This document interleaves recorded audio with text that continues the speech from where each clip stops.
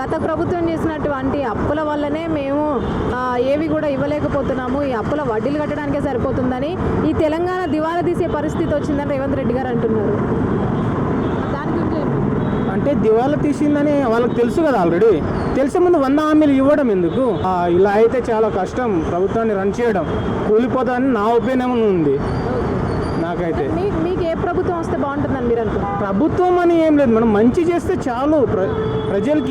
ప్రజలకి మంచి చేయాలి, ఏ పార్టీ ఉంటే ఏంది. మేము 50,000కు పైగా ఉద్యోగ నోటిఫికేషన్లు ఇచ్చినామని చెప్తున్నారు కదా, అవి టీఆర్ఎస్ హయాంలో ఇచ్చిన నోటిఫికేషన్స్ ఇప్పుడు ఇది చేస్తున్నారు అంతే. అంతకుమించి ఈ ప్రభుత్వం ఏం చేయలేదంటారా? ఏం చేయలేదు కూడా. ఏం చేసిందంటే ఒక 2 లక్షలు అన్నాడు, 2 లక్షలు లోపు చేసిన 2 లక్షలు అయితే రుణమాఫీ కూడా చేయలేడు కదా. ఇంకోటి ఏమన్నాడు, ఇల్లు అన్నాడు 5 లక్షలు, ఇప్పుడు అయితే ఎవరికైతే రాలేదు, ఆయన ఇయ్యలేడు కూడా.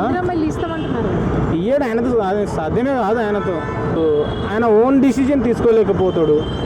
ఏదున్నా ఆయన సెంట్రల్ నుంచి మాట్లాడాల్సిందే. ఎవరో చెప్తే ఆయన స్క్రిప్ట్ చెప్పే పొజిషన్లో ఉన్నాడు రేవంత్ రెడ్డి. అలానే రేవంత్ రెడ్డిని బ్యాడ్ అని చెప్పట్లేదు, ప్రభుత్వం అయితే బ్యాడ్.